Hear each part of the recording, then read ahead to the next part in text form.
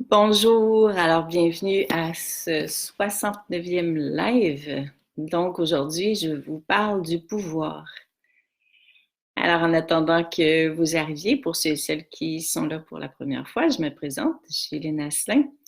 Et mon souci, ma mission, mon chemin de vie, c'est de vous permettre de découvrir à quel point tout est en vous, à quel point votre cœur est intelligent et surtout de pouvoir y toucher, de découvrir des manières, des outils pour pouvoir réveiller la puissance de votre cœur.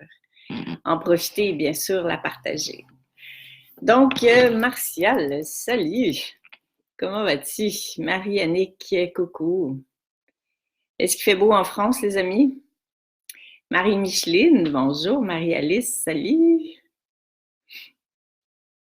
Alors, on a la France, on a les pays chauds. Et on a le Canada où est-ce qu'il fait magnifiquement beau aujourd'hui. Super gros soleil dans la neige toujours. Notre hiver a commencé quasiment un mois à l'avance cette année, mais c'est tout blanc, donc c'est tout beau. Alors, racontez-moi comment ça se passe dans vos pays respectifs. Et je vois un beau cœur depuis Marianique. C'est chouette, ça. Moi aussi, je vous en envoie tout plein. Lucie, salut! Nathalie, il fait froid en France, c'est quoi froid pour vous? Mais quand même, hein, j'imagine que la température descend tranquillement, ça fait partie de la vie. Donc, il est 15h01. Bonjour Marie-Micheline, Marie-Thérèse, Cécile, salut! Je me laisse encore une minute ou deux. La pluie pour ton beau coin de pays, Marie-Annick. Merveilleux soleil, bien évidemment, Marie-Alice. C'est tellement beau chez vous. Donc, avez-vous envie qu'on s'enligne là-dessus? Je ne sais pas si vous aviez des questions. Si oui, posez-les au fur et à mesure. Ça va être interactif. J'aime toujours ça. Vous le savez, quand je vois vos commentaires, parce que des fois, quand je suis concentrée, je ne les vois pas. Alors, ça m'est venu comme ça de vous parler du jour où j'ai arrêté de donner mon pouvoir à l'autre. Et je vais vous parler quand même d'un pan de ma vie où je l'ai beaucoup donné. Est-ce que j'en étais consciente? Non. Et c'est pour ça que je voulais commencer par ça, en fait.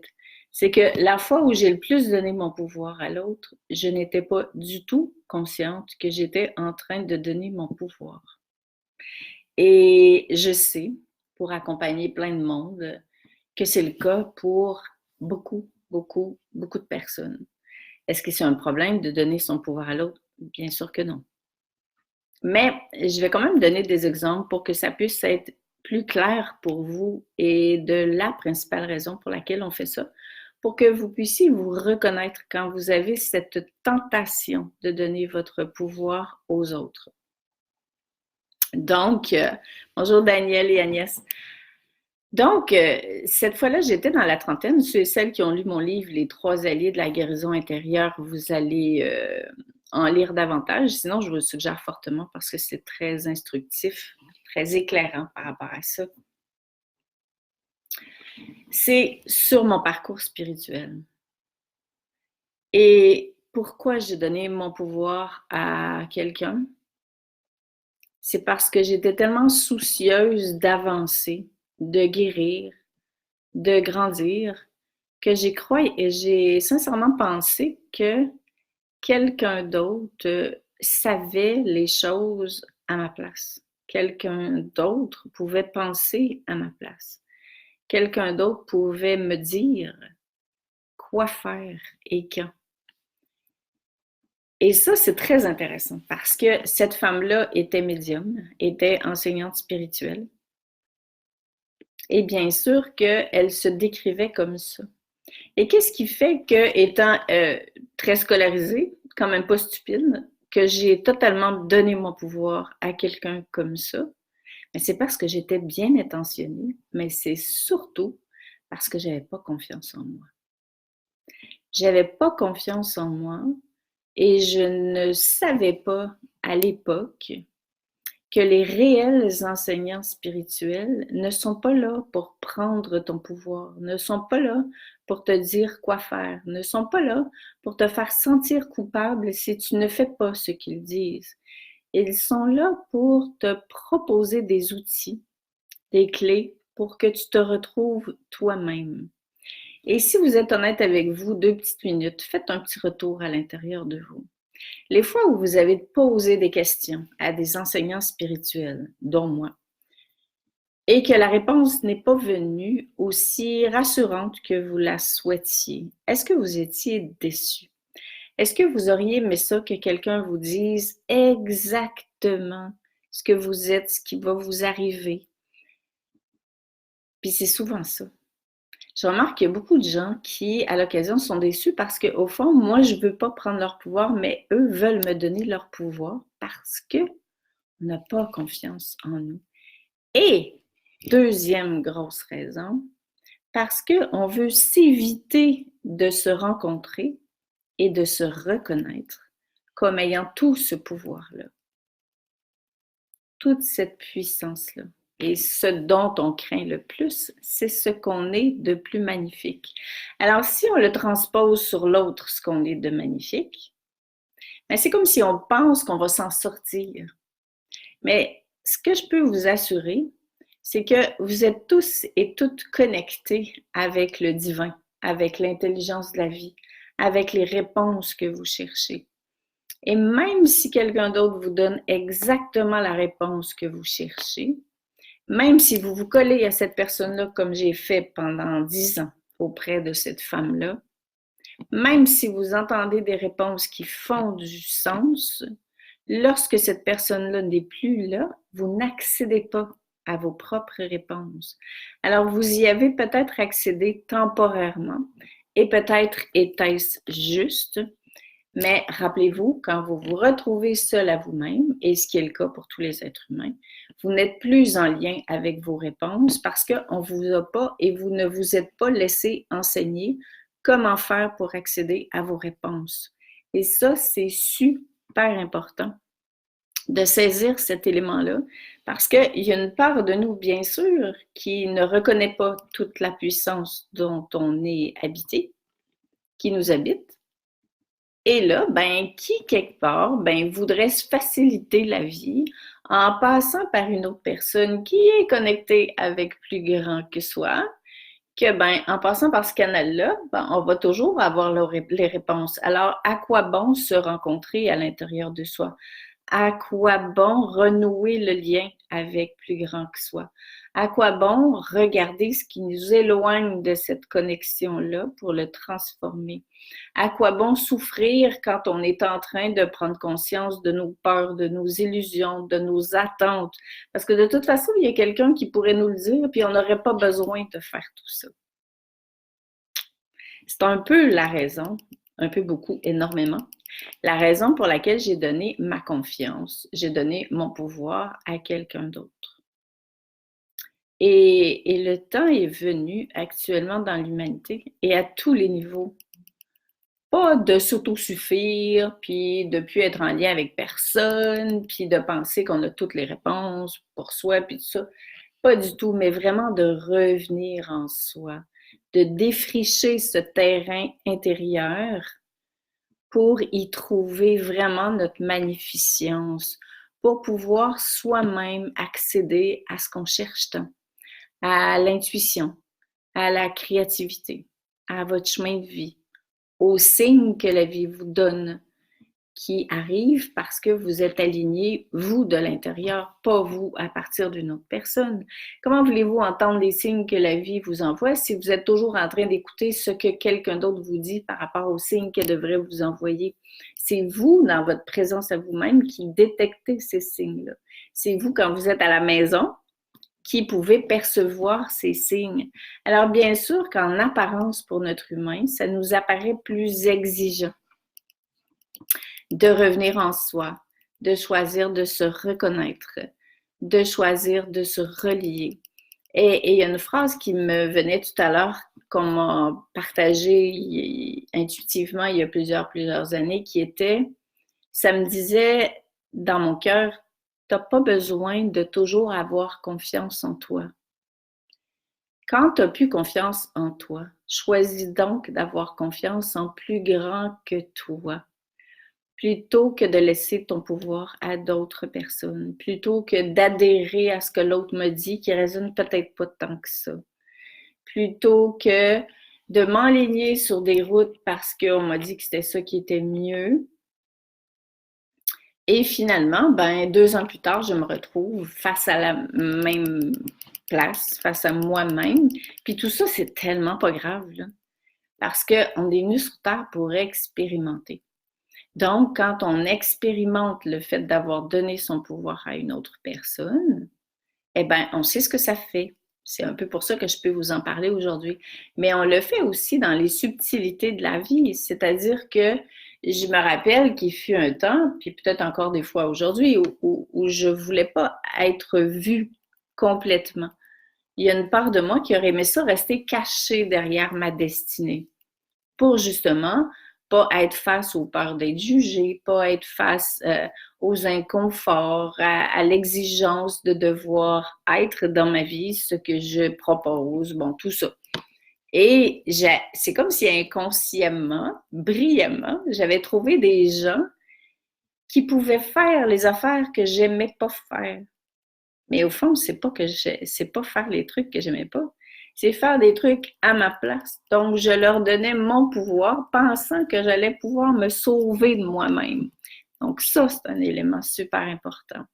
Quand est-ce que vous donnez votre pouvoir à l'autre parce que vous ne vous faites pas confiance? Quand est-ce que vous donnez votre pouvoir à l'autre parce que vous pensez que vous allez enfin vous sauver de la rencontre avec vous-même à tous les niveaux, dans ce qui est de plus magnifique et dans ce qui est de plus difficile à regarder? Et pourtant, comme je l'expliquais tout à l'heure, quand on touche à ça, on sort de la désillusion, parce que c'est souvent ça qui nous amène dans l'illusion, qui nous amène dans de fausses perceptions de qui on est. Puis c'est normal, là. La plupart d'entre nous avons été élevés dans un monde où on prenait le pouvoir qu'on laissait, en fait, où tout le monde prenait notre pouvoir, puis on s'en rendait même pas compte. Regardez un peu la religion, regardez la médecine, ben c'est un peu ça, hein? Combien de gens ne questionnent même pas les médicaments qu'ils reçoivent, puis disent, ah, mais c'est laisser son pouvoir, ça, parce que sa santé, c'est à soi. Alors, maintenant que tout ça est en train de se déconstruire, et c'est voulu, et il va arriver dans vos vies, si ce n'est pas déjà arrivé, mon petit doigt me dit que oui, que certaines choses vont se déconstruire malgré vous. C'est-à-dire que vous allez peut-être avoir l'impression que certaines personnes vous laissent tomber, ou que vous êtes dans des moments comme ça de grande déception, de grande désillusion par rapport à quelqu'un, de réaction, d'attentes qui n'ont pas été comblées.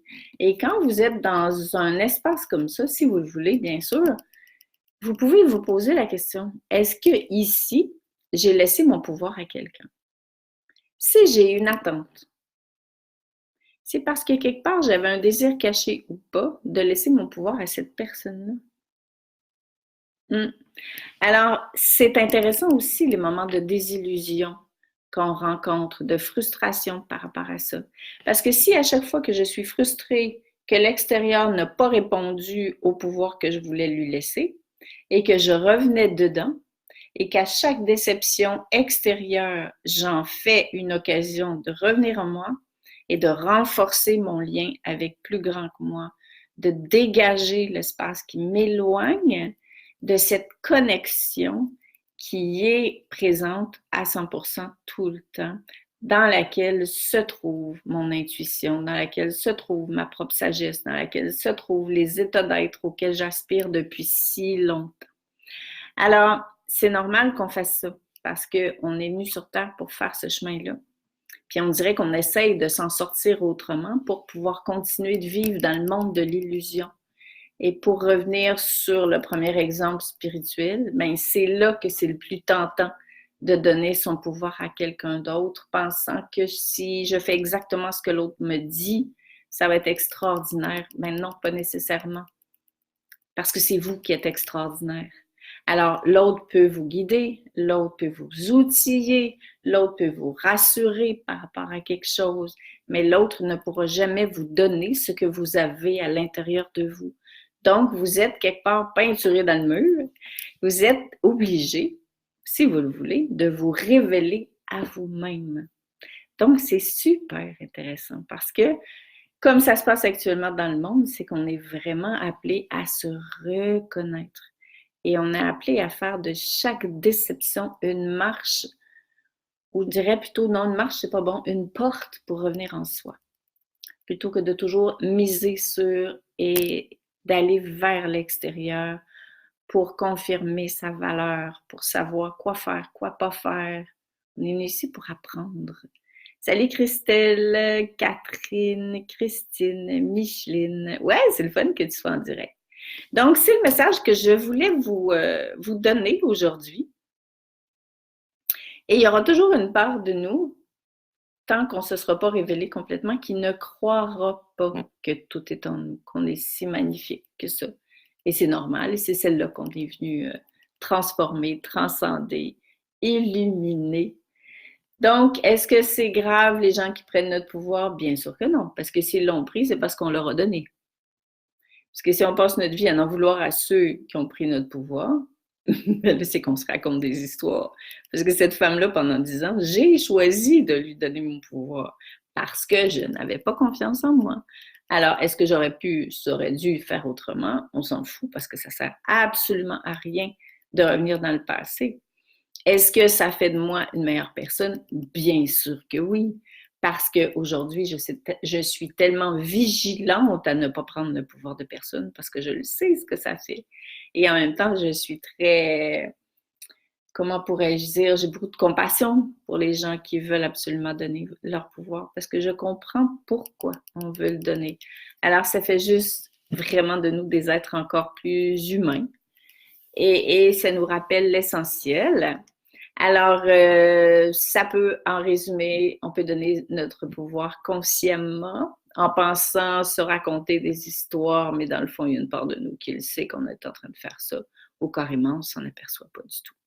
Et on s'en aperçoit parce qu'on souffre et ou parce qu'on sort le gros miroir pour se regarder, mais avec beaucoup de bienveillance et d'amour. Donc, c'était mon message du jour. Allô, Christy? Donc, ben voilà, vous ne semblez pas avoir de questions. Donc, je vous laisse méditer là-dessus et voir si ça vous parle, bien sûr. Mais en guise de conclusion, essayez de voir dans votre conscience cette image de vous avec votre connexion avec plus grand que vous et d'une autre personne à côté. Et de quand on donne notre pouvoir, c'est comme si on fait une extension de notre connexion vers l'autre qui mène vers plus grand que soi. Mais nous, la nôtre, elle n'est pas coupée, elle demeure en attente. Alors, c'est que tout ce qu'on cherche passe à travers l'autre, mais on dépend de l'autre pour y avoir accès. Donc, enlevez ces fils-là, rebranchez-vous avec plus grand que vous et vous allez voir que c'est juste absolument extraordinaire parce que vous avez à nouveau accès à tout ça. C'est le cas dans un couple, Martial. Chacun doit faire son chemin sans donner son pouvoir à l'autre, même si c'est tentant. Oh my God, c'est tellement vrai, Martial. Et c'est vrai que c'est facile de faire ça. Puis, je ne sais pas si tu es d'accord avec moi, mais en couple, on est tellement mis à nu que les soi-disant restants de tentation de donner son pouvoir à l'autre peuvent refaire surface. Donc, c'est une sacrée belle école. Le couple, les enfants, la famille, les enseignants, tout ça. C'est très, très intéressant juste de ne pas devenir obsédé avec ça, mais quand même de garder l'œil ouvert. Et évidemment, si on ne veut pas donner ou prendre le pouvoir de personne, à mon avis, on a à installer le respect dans la relation et surtout la réappropriation de soi-même. Donc, ce qui arrive, c'est qu'on vit tous connectés à côté des autres et non à travers les autres. Donc, on arrête de vivre dans la maison de tout le monde, pour prendre l'exemple de la formation que tu suis à l'heure actuelle, Martial. Et on commence à se réapproprier sa maison. Et quand on fait ça, est-ce qu'on va être coupé des autres? Tellement pas.